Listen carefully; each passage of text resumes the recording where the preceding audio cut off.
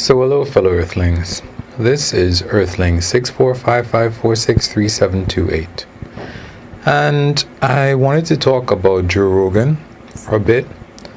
Of course, many people might know that he recently signed a licensing deal with Spotify. They're going to be the exclusive platform for his 11 years catalog worth of podcasts, and the only place that you can hear new podcasts, I think it's between middle of the year and the end of the year. By the end of the year, they're going to be the exclusive platform for his podcast. So it's really meant to draw the millions and millions of people that listen to Joe Rogan. I heard that apparently he has 190 million downloads every month. I think that's up from 90 million downloads that he has every month. Maybe a year, or was it 3 years ago? I'm not sure. I saw him say that in a video that might have been a year or 3 years ago. I'm not sure.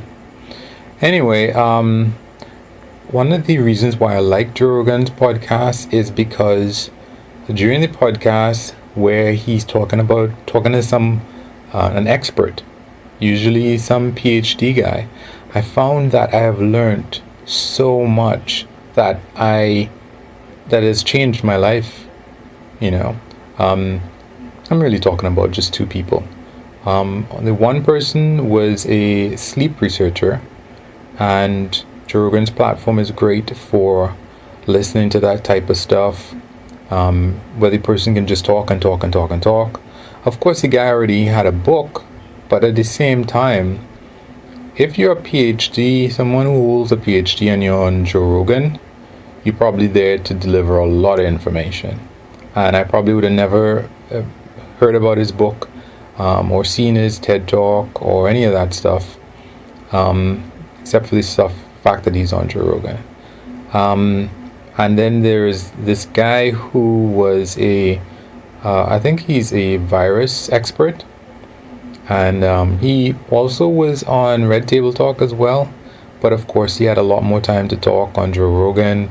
And I learned that hydroxychloroquine, well, between him and a third guy, that it wasn't going to be useful ahead of time because they had tried it on many other viruses and it didn't work for those. So they're just chasing, well, maybe it might work for this last one. They tried it on a lot of different viruses. So listening to Joe Rogan and with these people was really, really very satisfying.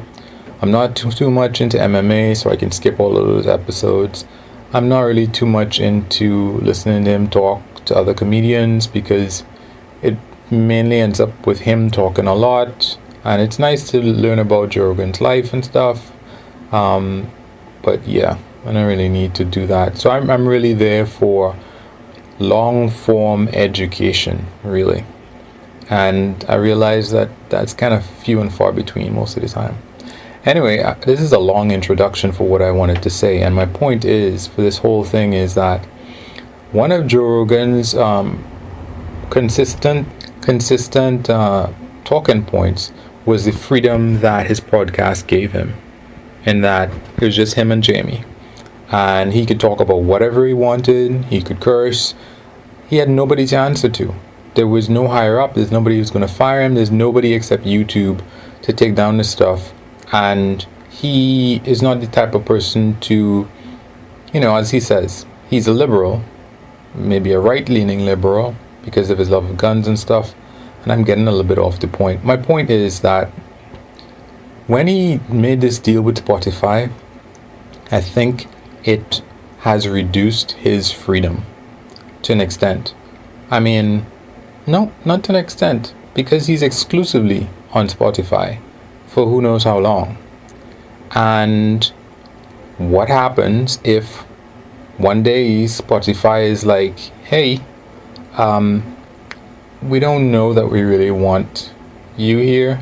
Maybe you'll still get his money. I don't know. But maybe he might not. I don't know. So what am I talking about? I mean, what could possibly happen to derail Joe Rogan. Well, I was recently looking at an episode of Legal Eagle. There's this lawyer who, talks legally about different matters on YouTube. And this guy talks really dispassionately about, a lots of potentially chaotic events, and he's very straight to the point. This is legal, that's not legal, you can do this, you can't do that, da da da da da.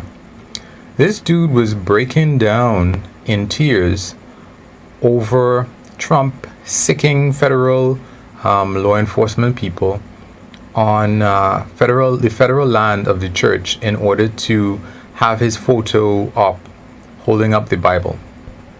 In the past, this guy has tried to remain as middle of the road as possible, like not say too much whether he was pro or against Trump or anything like that. But he's clearly not a fan of Trump, especially after this thing. He lives in Washington, D.C., and he was really like, I can't believe they did this. I can't believe that they went and tear gassed and shot rubber bullets at even people from Australia. They didn't give the protesters any warning whatsoever. They're showing you how one of these people was beaten up on the cameraman from Washington, D.C. From Australia. And based on the guy's description and stuff, you're basically understanding that it was not in any way anything seemingly out of the ordinary for people to be protesting where they were. The guy's saying that, they protest there almost 365 days of the year because it's right in front of the White House. So, obviously, it was not anything that was going to be threatening to the president. And he just went ahead and had these people brutalize American citizens on American soil, these federal law enforcement people. And there was that with this guy from Legal Eagle. There was also a bunch of people who were on Joe Rogan's show. And there's a Republican, there's a Democrat, and the lady was, no, we cannot put the government and the National Guard against U.S. citizens. We can't do that. But Joe Rogan was like, we have to do something. We can't let the rioting and the looting continue. We can't do that. And the lady, they went back and forth at it. I spoke about this, what's her name? Crystal Ball? I wonder if that's her real name. And Cigar. I don't know. Cigar. Alright, I'm going to pronounce it properly. I think it's Cigar. So Cigar, of course, was, we got to send in the National Guard and all that stuff. Even if the governors don't want it, maybe. Well, I don't know if he went that far. But Joe was, adamant, we have to do this. This is getting out of control, yada, yada, yada. So, what's the next point? The next point is that I just saw, and I guess it happened maybe a day or 2 days ago, that somebody, the editor of the New York Times, who allowed a piece called "Sending the Troops" by a Republican senator that basically was in support of sending in the troops against Americans. That editor and maybe a couple other people had to resign. I guess I have the distinct impression that they were forced to resign, or he was forced to resign, because of that op-ed. And other people have criticized it as well. I think, as far as I remember, the explanation that he gave was that, we need to have a place for these things to be said, and in order to discuss them or something like that. And people, at least one person I saw, kind of mocked that. So here, as you can see, this guy, the New York Times, I don't know if I said that correctly, but at the New York Times, he was out. Now, he's made a couple mistakes in the past, but between Legal Eagle, Crystal Ball, and the fact that this guy had to resign, it seems that the whole idea of sending in people, the army and military, against U.S. citizens, I think that people don't like it. And luckily for Joe Rogan, most of the time before this deal with Spotify, he could say whatever he wants, and it's freedom of speech. And as long as it doesn't, he never goes that far. But the thing about it is, a lot of people probably regret going on Joe Rogan. Maybe not a lot. There's at least 2 people who might have regretted what happened on Joe Rogan. One of them is Elon Musk, but he went back on.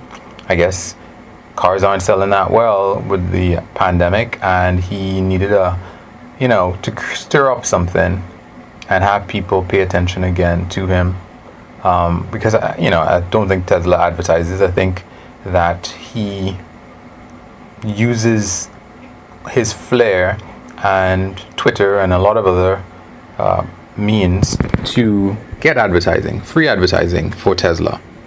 But I think that he probably regrets smoking pot, even though it's legal. I don't know what the big deal was, but people apparently took a puff. Well, I saw him take a puff of marijuana on Joe Rogan's podcast, and people thought it was this big thing. I think the SEC was investigating him and all this other stuff. And of course, he doesn't regret it to the point that he didn't go back. So there's that. But then another guy, Milo, he was a Milo something. I can't remember his name, but I think he's a Jewish gay guy who was a rising right-wing star who said all this inflammatory stuff, and he talked a little bit too much on Joe Rogan's podcast. He talked about being at parties where there were very, very young males present for the entertainment, I suppose, and diversion of older adult males. And he didn't want to say who. And he talked about his own experiences. And the next thing he knew, he was done. He is gone. He is not making any more appearances on Bill Maher, on Joe Rogan, anywhere. And he was all over the place. But he is nowhere now. I'm sure that he probably regrets going on Joe Rogan's podcast. Because in 3 hours, you can end up saying a lot of stuff that you probably want to regret. If you're just on a show for 20 minutes or even half an hour, maybe you mightn't say too much. I don't know when he said too much. But if you're going to go be on a show for an hour or hour and a half or 4 hours in some instances, you can probably get to talking about stuff that you probably shouldn't be talking about. Anyway, to wrap this all up, Joe Rogan has never had to worry about what anybody else thinks about what he does.